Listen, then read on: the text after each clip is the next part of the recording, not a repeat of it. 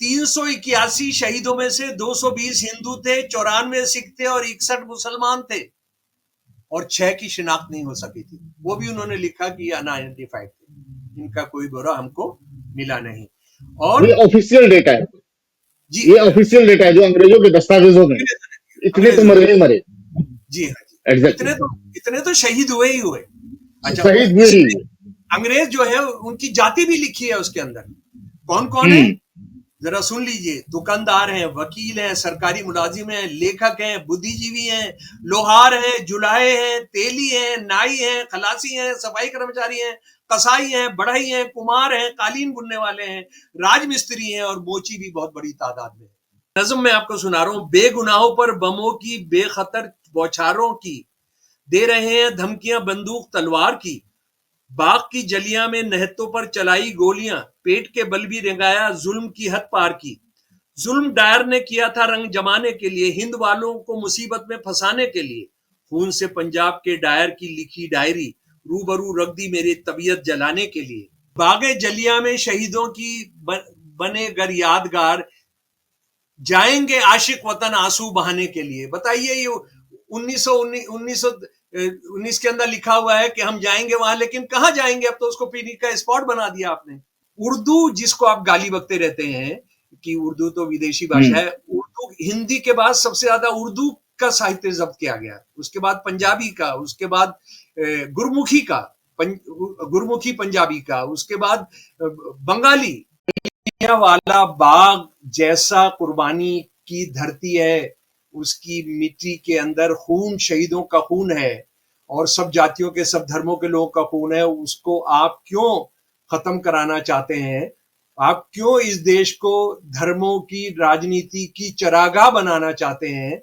वो उस साजिश को हमने समझना चाहिए, और वो हम तभी समझ सकते हैं जब हम जलियांवाला बाग क्या मतलब है हमारे लिए, खूनी बैसाखी का क्या मतलब है हमारे लिए, उसको हम समझेंगे।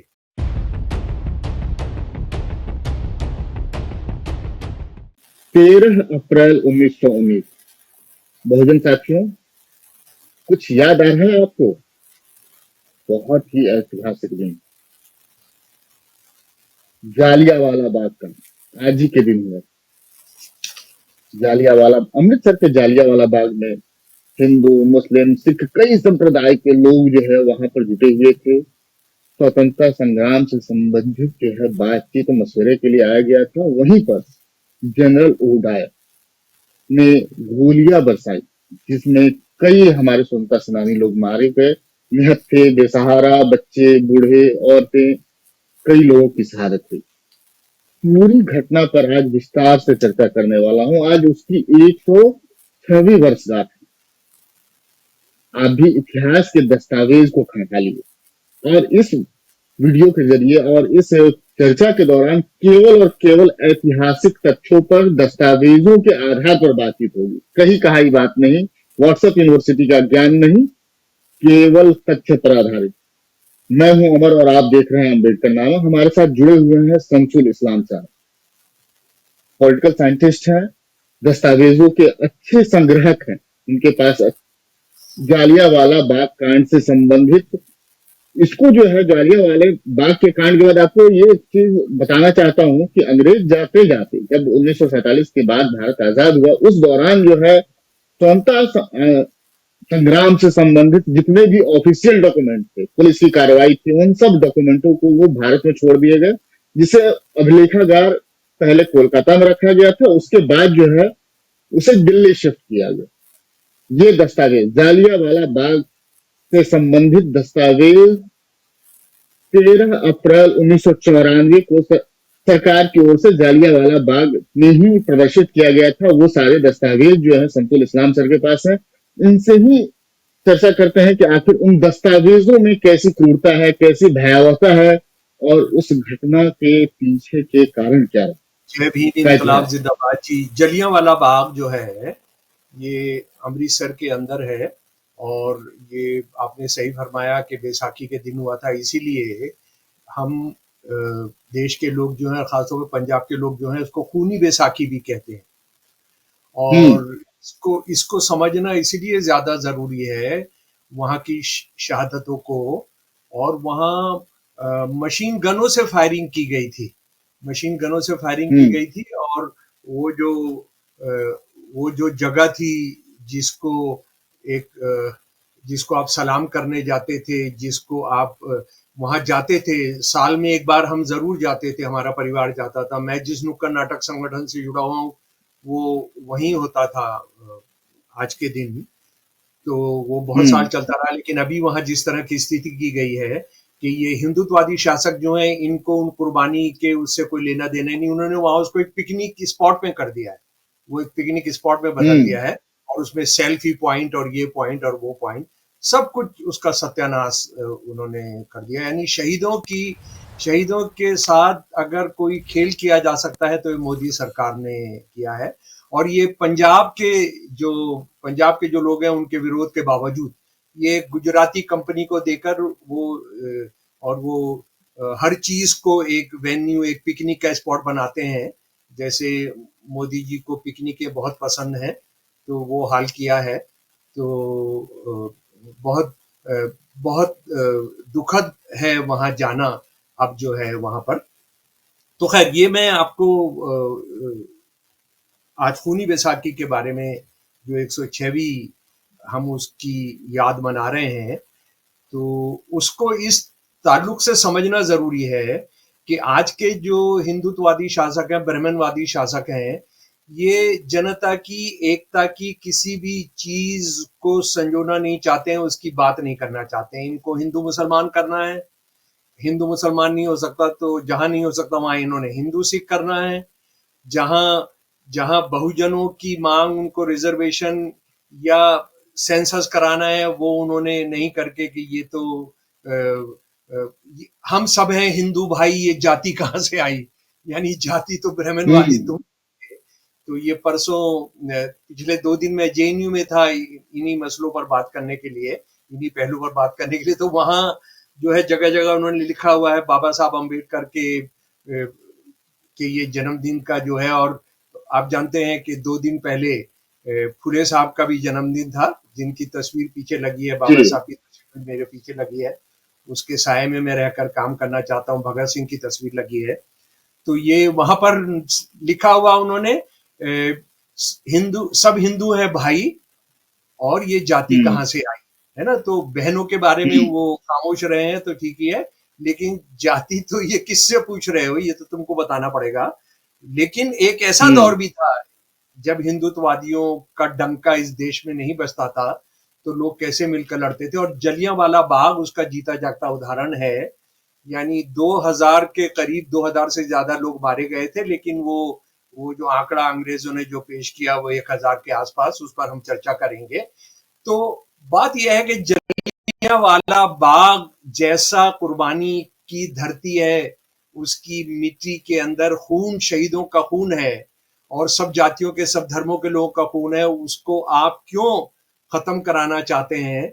आप क्यों इस देश को धर्मों की राजनीति की चरागाह बनाना चाहते हैं?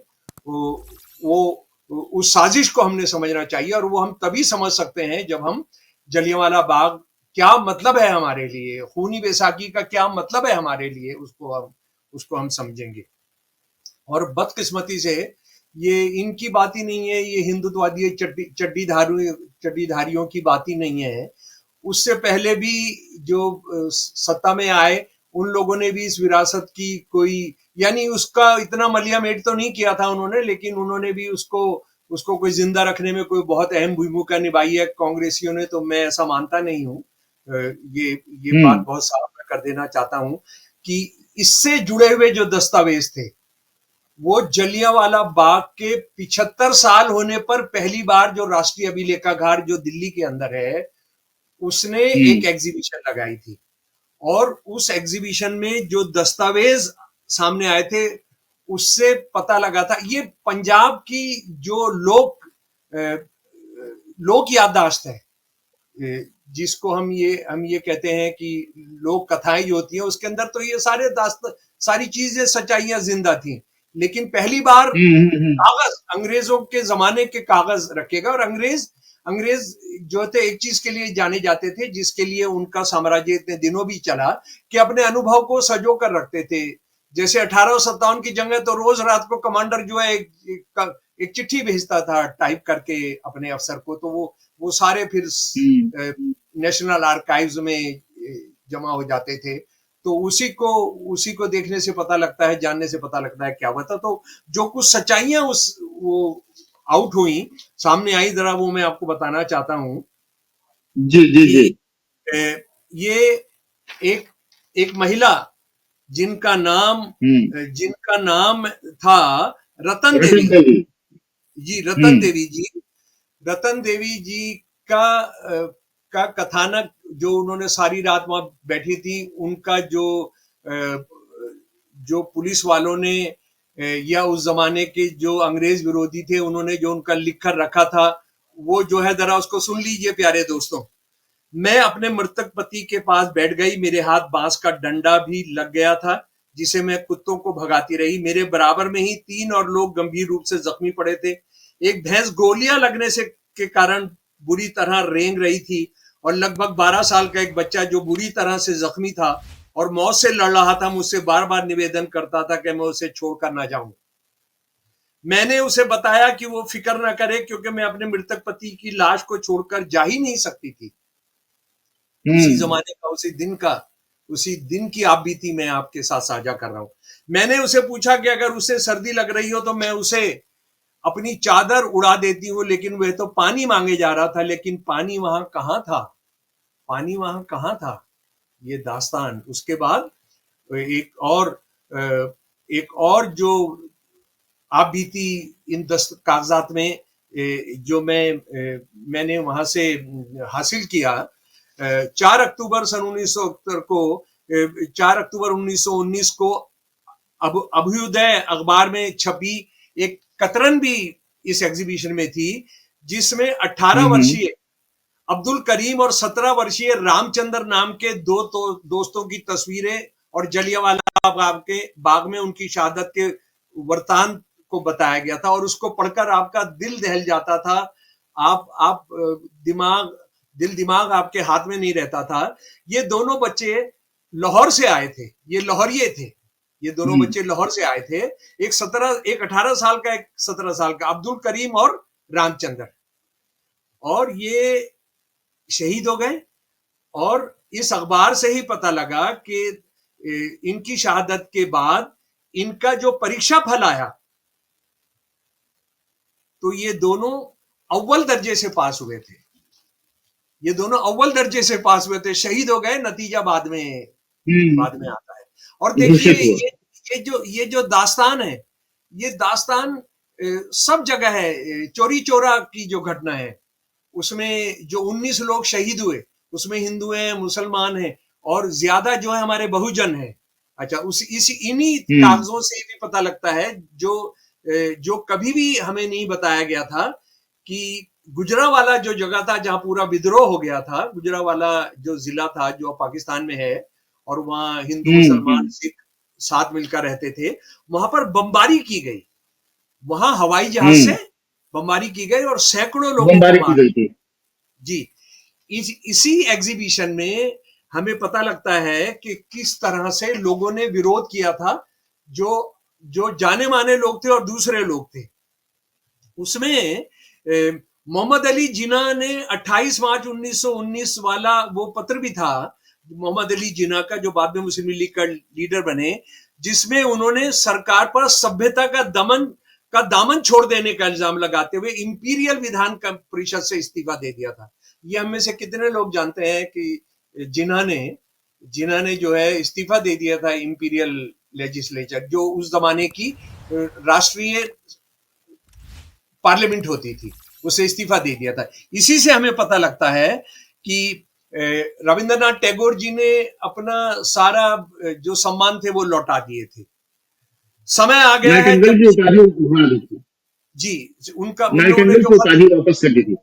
जी नाइटिंगेल की उपाधि उन्होंने वापस कर दी थी जालियांवाला बाग के बाद। जी, आप सही कह रहे हैं। और उनका जो अतः समय आ गया है जबकि सम्मान के पदक वर्तमान अपमान के संबंध में हमारी लज्जा के प्रतीक बन गए हैं, और मैं अपनी ओर से खड़ा रहना चाहता हूं हर प्रकार की विशिष्टता के बिना अपने देश के लोगों के साथ, जिनको साधारण आदमी होने के कारण एक ऐसा अपमान और जीवन सहना पड़ रहा है जो इंसान के लिए किसी भी तरह स्वीकार योग्य नहीं है। जरा सोचिए, ये खत पढ़िए और इसकी तुलना कीजिए मोदी से, इसकी तुलना कीजिए हमारे होम मिनिस्टर से, इसकी तुलना कीजिए अपने फॉरेन मिनिस्टर से, जो कितना गाली गलौज कर रहा है ट्रम्प, कितनी गालियां दे रहा है, कितनी बेइज्जती कर रहा है, लेकिन वो चुप है, जैसे तो उनको उनको ना उन्होंने देखा है, ना उनको बोलना आता है, ना उन्होंने कुछ सुना है। लेकिन ये देखिए कि इन्होंने उस जमाने में बहुत बड़ा खिताब था, उनको बहुत बड़ा अवार्ड मिला था।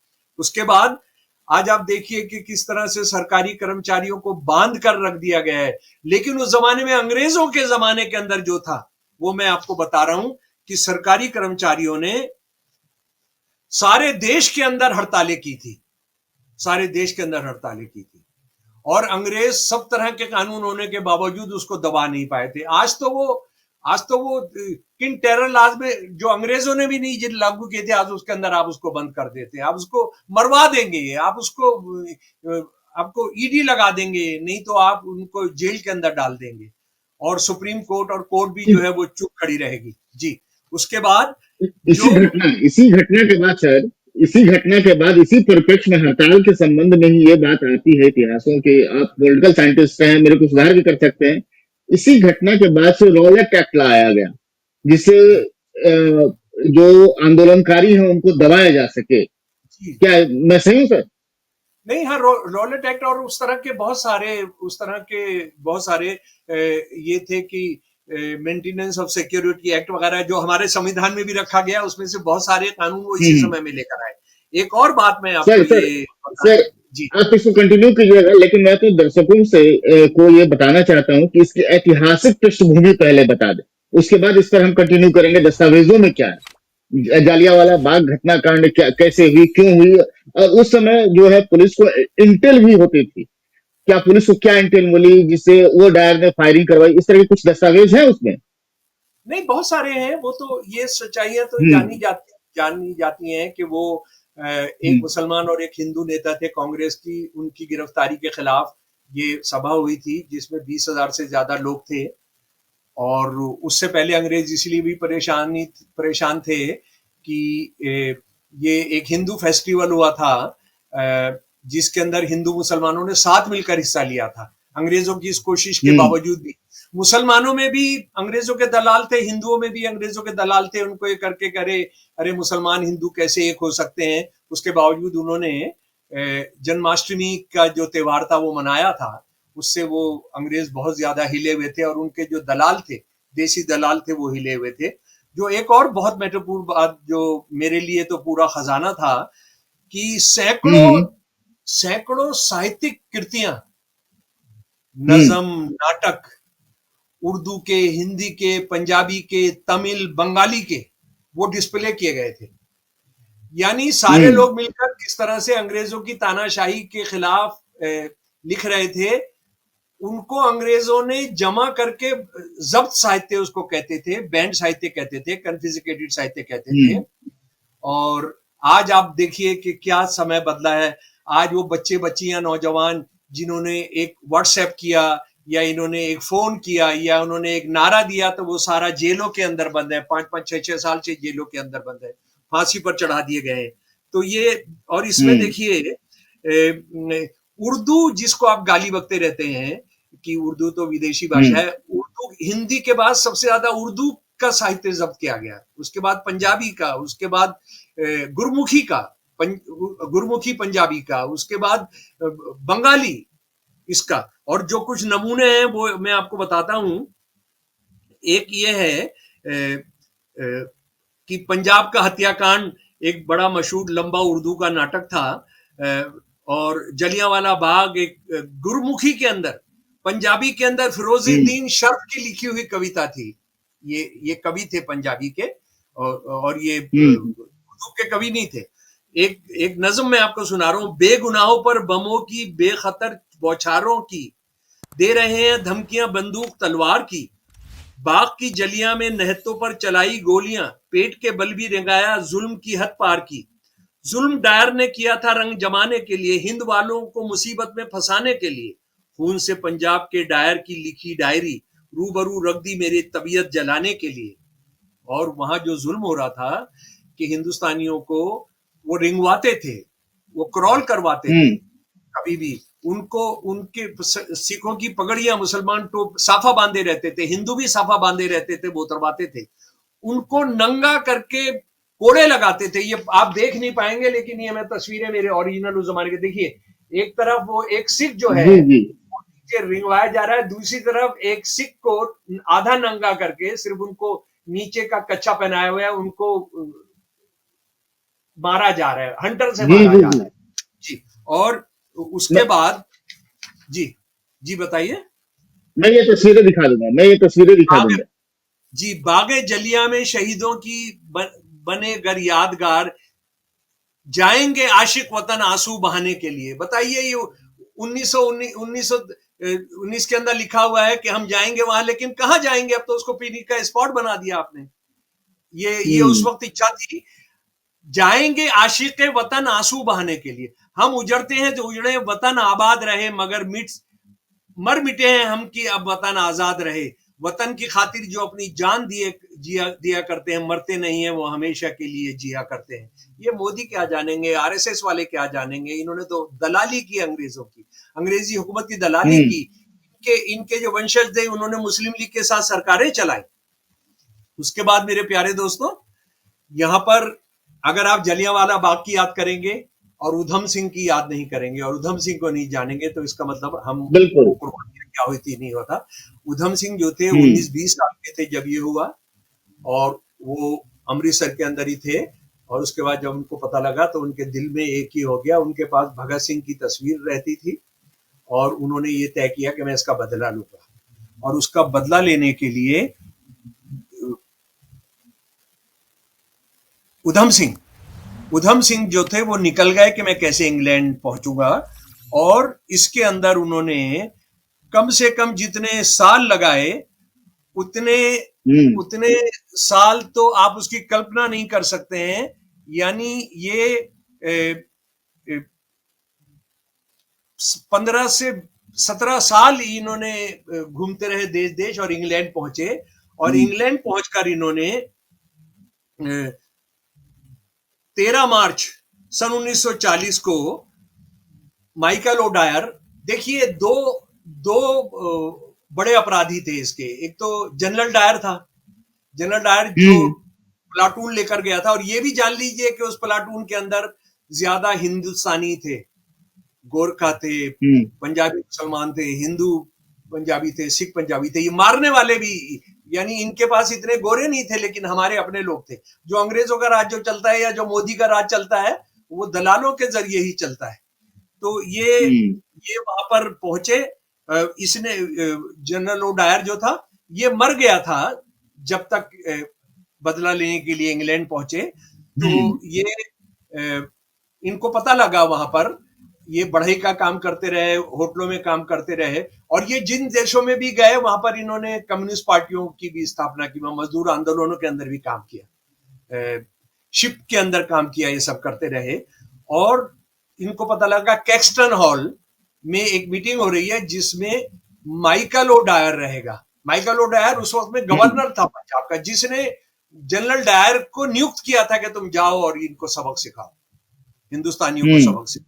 तो ये 13 मार्च 1940 को उनको मौका मिल गया। उन्होंने क्या किया, किताब के अंदर एक खांचा बनाया, किताब के अंदर ऐसे एक खांचा बनाया, और खांचे के अंदर हम्म अपनी पिस्तौल लेकर वहां पर गए, और ये माइकल ओडायर को मार दिया। मारने के बाद जब इनको गिरफ्तार किया गया, मेरे प्यारे दोस्तों जरा गौर से सुनिए, इनको पकड़कर पूछा गया कि तुम्हारा नाम क्या है? इन्होंने हम्म उधम सिंह नाम नहीं बताया, इन्होंने बताया मेरा नाम है मोहम्मद सिंह आजाद। मोहम्मद सिंह आजाद। कुछ लोग इसको गलत गलत बताते हैं कि उन्होंने अपना नाम राम मोहम्मद सिंह आजाद बताया था। बिल्कुल नहीं, ये भी दस्तावेज मैंने आपके साथ शेयर किया है, इसको शेयर कीजिएगा। जी बिल्कुल बिल्कुल और उन्होंने ये कहा कि ये मैं बाद में उन्होंने बताया कि ये मैं नाम इसलिए रखा क्योंकि इस देश में साम्राज्यवाद से आप आजाद नहीं हो सकते। इस देश में आज मोदी सरकार से आप आजाद नहीं हो सकते अगर हिंदू मुसलमान सिख आपस में साथ नहीं लड़ते रहे रहेंगे। तो। जी। और शहीद होने से पहले उन्होंने जो बयान दिया जरा वो भी सुन लीजिए। मुझे मौत की सजा की कतई चिंता नहीं है, उससे मैं खौफजदा नहीं हूं और ना ही मुझे इसकी परवाह है। मैं एक उद्देश्य के लिए जान दे रहा हूं। अंग्रेज साम्राज्य ने हमें बर्बाद कर दिया है। मुझे अपने वतन की आजादी के लिए जान देते वक्त गर्व हो रहा है और मुझे पूरा विश्वास है कि मेरे बाद मेरे वतन के हजारों लोग मेरी जगह लेंगे और वहशी दरिंदों अंग्रेज शासकों से के देश को खदेड़ कर देश आजाद आजाद और कराएंगे और अंग्रेज साम्राज्यवाद का विनाश होगा। मेरा निशाना अंग्रेज सरकार है। मेरा अंग्रेज जनता से कोई बैर नहीं है। वो गोरों की ट्रेड यूनियन के अंदर गोरे मजदूरों को संगठित कर रहे थे। मुझे इंग्लैंड की मेहनत का जनता से गहरी हमदर्दी है। मैं इंग्लैंड की साम्राज्यवादी सरकार के विरोध में हूं। समझ लीजिए आप, हैं मेरे प्यारे दोस्तों। यानी शहीद होने से पहले। और आज अमर भाई, मैं क्या देख रहा हूं, मैं जब इन पर लिखता हूं और मैं ये कहता हूं कि ये गरीब परिवार से थे और ये एक पिछड़े परिवार से थे, तो आरएसएस से जुड़े हुए कुछ लोगों ने इनको अब पेश कर दिया है एक ठाकुर के तौर पर। वो ये है कि ये कम्पोस्ट थे और इस पर बहस करते हैं। यानी ये एक सिख अनाथालय में पैदा हुए, ये सब हुए। अभी आप वो कहते हैं नहीं नहीं वो तो हमारे कंबोज जाति के से थे। यानी भगत सिंह जाट हो गए हैं, चंद्रशेखर आजाद जो हैं वो ठाकुर हो गए हैं, रोशन सिंह ठाकुर हो गए हैं, वो अशफाकुल्ला खान जो है वो पठान हो गए, खान हो गए। ये सब किया जा रहा है।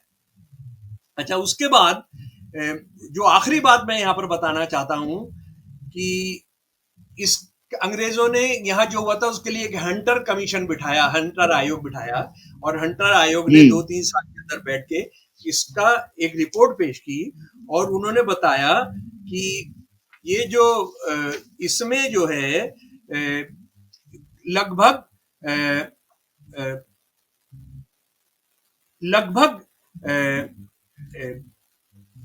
2000 से ज्यादा लोग मारे गए थे, लेकिन उन्होंने बताया कि उसमें से केवल 400 के करीब लोग मारे गए। लेकिन आप देखिए अंग्रेजों की शासन का एक हिसाब किताब देखिए कि उन्होंने जो कहा 381 लोग मारे गए, उनका नाम पेश किया, उनका पेशा पेश किया। हाँ, और आज यहाँ पर हमारे हिंदू जो सरकार है, हिंदू भाइयों के जो 17 या 27 लोग जो शहीद हो गए, मैं उनको शहीद ही कहता हूँ इलाहाबाद में, उनका आज तक नाम बताने को तैयार नहीं है। तो आप अंदाजा कर सकते हैं कि अंग्रेजों से भी बुरी सरकारें हैं ये। अच्छा, इसमें जो आंकड़ा है वो रिपोर्ट भी मैंने गूगल पर डाली हुई है, अगर साथियों को देखना है तो। 381 शहीदों में से 220 हिंदू थे, 94 सिख थे और 61 मुसलमान थे और 6 की शिनाख्त नहीं हो सकी थी। वो भी उन्होंने लिखा कि अनआइडेंटिफाइड थे, इनका कोई ब्यौरा हमको मिला नहीं। और ये ऑफिशियल डेटा है जी, ये ऑफिशियल डेटा है जो अंग्रेजों के दस्तावेजों में। इतने तो मरे ही मरे। जी हाँ, इतने तो शहीद हुए ही हुए। अच्छा, शहीद हुए ही हुए। अंग्रेज जो है उनकी जाति भी लिखी है उसके अंदर, कौन कौन है जरा सुन लीजिए। दुकानदार हैं, वकील हैं, सरकारी मुलाजिम हैं, लेखक हैं, बुद्धिजीवी हैं, लोहार हैं, जुलाहे हैं, तेली हैं, नाई हैं, खलासी हैं, सफाई कर्मचारी हैं, कसाई हैं, बढ़ई हैं, कुमार हैं, कालीन बुनने वाले हैं, राजमिस्त्री हैं और मोची भी बहुत बड़ी तादाद में है। सुन लीजिए जरा। ये बोलते हैं कि इनके बाप दादा का हिंदुस्तान है, ये जिनका खून बहा, इनमें से किसी के बाप दादा का खून नहीं बहा। ये कौन लोग हैं? और ये भी मैं आपको बता दूं, आज कश्मीरियों के पीछे पड़े रहते हैं कि वो देश विरोधी हैं। 66 के अंदर से 30 से ज्यादा कश्मीरी मुसलमान शहीद हुए उस दिन। इनके आंकड़े जो उन्होंने बताया, कश्मीरी मुसलमान। और इनके साथ क्या किया गया? इनके साथ जो बुरा हुआ आजाद भारत के अंदर, इनको एड़िया, इनके जो परिवार के लोग थे इनको कितना जलील होना पड़ा उसका कोई मुआवजा या वो लेने के लिए, कितना। और उसके बाद बीजेपी की सरकारों ने क्या किया है कि जो इमरजेंसी के अंदर आरएसएस का जो आदमी 1 महीने से ज्यादा रहा उसको आरएसएस की सरकारों में 20,000 रुपए महीना दिया जा रहा है, और जो 1 महीने से कम रहा उसको 10,000 रुपए महीना दिया जा रहा है। हरियाणा के अंदर, मध्य प्रदेश के अंदर, राजस्थान के अंदर, यूपी के अंदर आप 1 महीने से कम, इससे 1 महीने से कम रहे तो 10,000 रुपए महीना पारिवारिक पेंशन, और अगर 2 महीने से ज्यादा रहे तो 20,000 रुपए पारिवारिक पेंशन। आरएसएस के आदमी सब माफीनामा देकर बाहर आ गए थे, 90% माफीनामा देकर बाहर आ गए थे। वो तो आरएसएस वालों के वक्तव्य हैं। तो ये देखिए कितना बुरा है, किस तरह से उनको हड़काया गया, उनको क्या मिला, कुछ नहीं मिला, बहुत थोड़ा सा। और सबसे बुरा ये हुआ 15 अगस्त 1947 को कुछ देश आजाद हुआ, उस दिन सबसे पहले फैसला ये करना चाहिए था कि जो जलियांवाला बाग के शहीद हैं, जो 1857 के शहीद हैं, उनके जो सारे लोग मारे गए उनको भारत रत्न का खिताब दिया जाए, उनको 1-1 करोड़ रुपया दिया जाए, उनकी जो जायदादें जब्त की गई थी उनको वापस किया जाए। हमने ये नहीं किया। हमने 1857 के गद्दार रजवाड़े जो आज भी राज कर रहे थे उनको राज करने में हिस्सेदारी की। तो मेरे प्यारे, और आरएसएस तो रजवाड़ों का ही, दलाल रजवाड़ों का ही संगठन है, जिस तरह से मुस्लिम लीग जो है मुसलमान रजवाड़ों का संगठन था। मेरे प्यारे दोस्तों, अगर आज जलियांवाला बाग की विरासत को हिंदू, मुसलमान, सिख, सारे मेहनत कशों की एकता की विरासत को अगर नहीं समझेंगे तो मोदी नहीं तो मोदी का कोई और भाई भतीजा, कोई बहन आएगी। आप जानते हैं किस तरह से जिन लोगों ने राणा प्रताप को हरवाने में बड़ी भारी भूमिका निभाई थी, उस परिवार की एक लड़की जो है, एक रानी जो है, राजस्थान की सरकार के अंदर मंत्री है। तो अगर इससे बचना है, काले अंग्रेजों का राज भी खत्म करना है, लूट पर टिका हुआ, तो आपने ऐसी विरासत को जिंदा रखना होगा, जानना होगा। और मैं पैदा हुआ हूं इसीलिए कि आपको बताना चाहता हूं मैं भारत जमाने के दस्तावेज। बहुत शुक्रिया, धन्यवाद। बहुत बहुत शुक्रिया सर। ये जातियों की लड़ाई नहीं थी, न ये हिंदू की लड़ाई थी, न मुस्लिम की लड़ाई थी, न सिख की लड़ाई थी, न ईसाई की लड़ाई थी, न पारसी की लड़ाई थी, न बौद्ध की, न जैन की, न धोबी, कुम्हार, लोहार, बढ़ई। ये जातियों की लड़ाई नहीं थी, ये स्वतंत्रता संग्राम था, लहू सबका बहा था। बहुत शुक्रिया सर। देखते रहिए अम्बेडकर नामा। हमारे चैनल को लाइक कीजिए, शेयर कीजिए, सब्सक्राइब कीजिए। बहुत बहुत शुक्रिया सर, हमें ऐतिहासिक दस्तावेज और ऐतिहासिक घटनाओं से रूबरू कराने के लिए। बहुत बहुत धन्यवाद सर।